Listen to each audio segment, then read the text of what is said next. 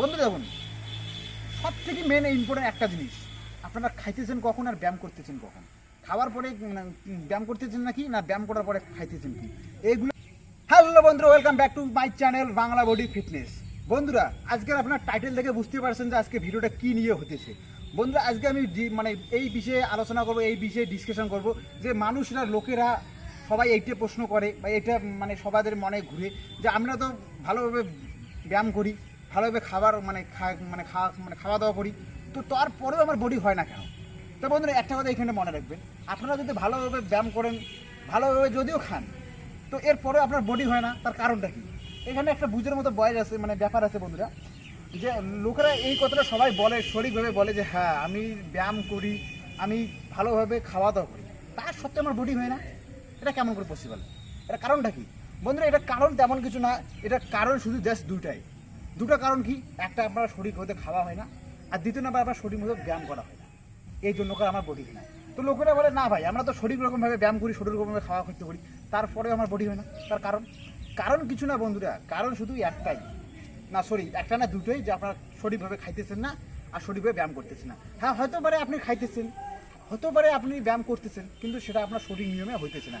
শরীরে যেটা দরকার, শরীরকে যেটা দরকার, যেটা যতটুকু খাওয়ার দরকার বা যতটুকু ব্যায়াম করার দরকার, ঠিক সেইভাবে আপনারা করতে পারছেন না, ঠিক ততটুকু আপনারা দিতে পারছেন না আপনার শরীরকে, যার জন্য আপনার শরীরে আপনার শরীরে মাসাল জ্ঞান করতেছে না, আমার শরীরে আপনার মাংস পেশি ফুলতেছে না। তার কারণ এটাই যে আপনার যতটুকু আপনার শরীরে আপনাদেরকে দরকার, আপনার শরীরকে অতটুকু আপনারা দিতে পারছেন না, যার জন্য আপনার এই প্রবলেমটা হতেছে। তো এখন বলবেন যে ভাই, তাহলে আমরা এটা প্রবলেম থেকে কীভাবে বাইর হবো, আমরা এই প্রবলেমটা থেকে কীভাবে সলভ করবো? তো বন্ধু দেখুন, প্রবলেম থেকে বাইর হওয়া বা প্রবলেম সলভ করা এটা খুবই একটা সহজ বিষয়। আর যদি আপনারা মনে করেন যে এটা আমার কাছে খুব কঠিন, তো হ্যাঁ কঠিন, কিন্তু আপনারা যদি এটা মনে করেন যে আমার বিষয়ে সহজ, তো সহজ।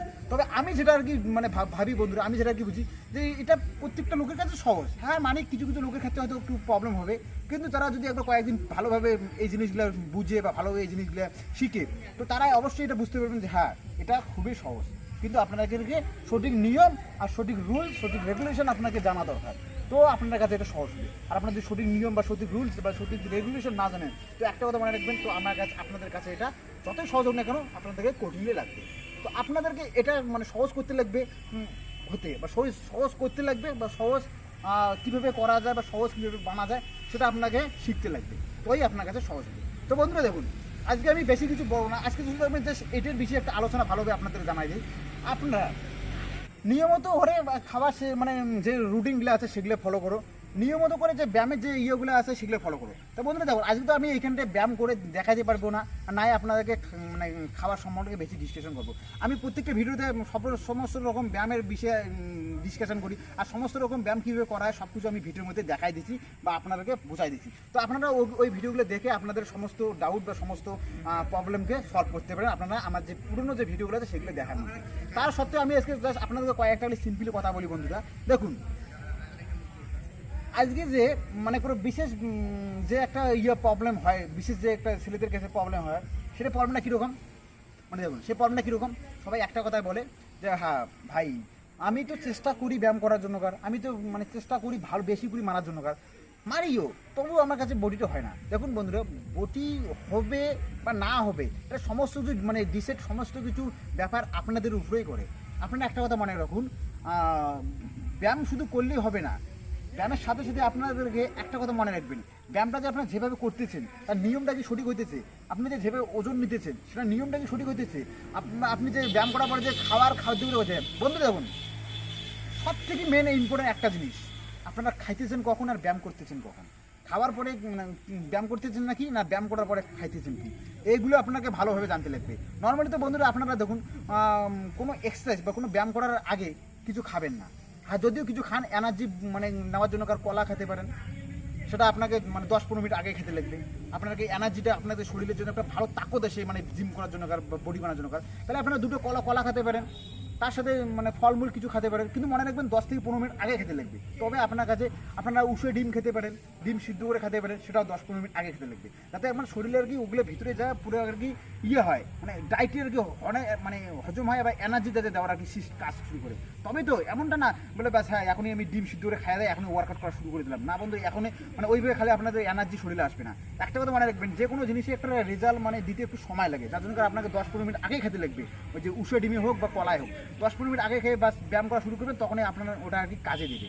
আর একটা কথা মনে রাখবেন, ব্যায়াম করার পরে আপনারা ডিম খান বা কলা খান, সেটাও কিছুক্ষণ পরে খাবেন, মানে ওই ব্যায়াম করার 10-15 মিনিট পরে খাবেন, একদম মানে ব্যায়াম করে সাথে সাথে খাবেন না। তার কারণ আপনাদের শরীরে আর কি সেই মতো মানে কাজ করে না, যতটুকু শরীরকে দরকার অতটুকু মানে ও কাজ করতে না, ওই জন্য কিছুটা লেটে। মনে রাখবেন ব্যায়াম করার 10 মিনিট আগে করে মানে খাইয়ে দিয়ে তারপরে ব্যায়াম করবেন, আর ব্যায়াম করা হয়ে গেলে 10 মিনিট পরেই মানে খাওয়া দাওয়া করবেন।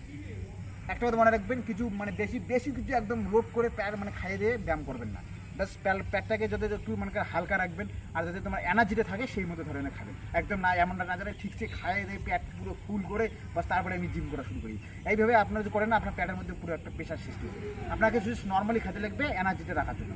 তো বন্ধুরা দেখুন, এইভাবে আপনারা খাওয়ান, এইভাবে আপনারা মানে ব্যায়াম করে যান, তো আপনাদের রেজাল্ট আপনারা নিজে পেয়ে যাবেন।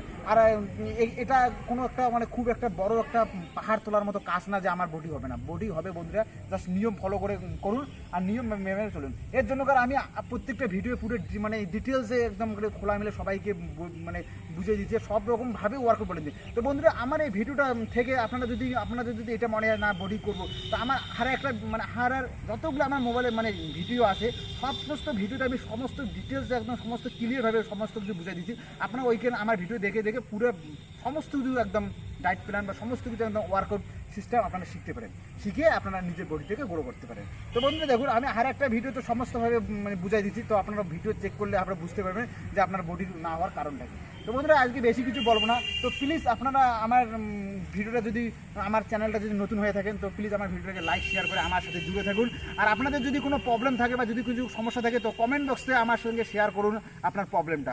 আমি আপনার কমেন্ট পড়বো আর সমস্ত কিছু ডিটেলস আপনার সঙ্গে আমি লাইভ যোগাযোগ করবো যে আপনার প্রবলেমটা কী। আপনার যদি কোনো প্রবলেম থাকে তা কমেন্ট বক্সে লিখে আমাকে জানান। তো বন্ধুরা দেখা হবে পরবর্তী আর একটা ভিডিওতে, ততক্ষণের জন্য ভালো থাকবেন, নিজের বডিটাকে বাড়িয়ে গ্রো করে সবাইকে দেখাবেন। জয় হিন্দ।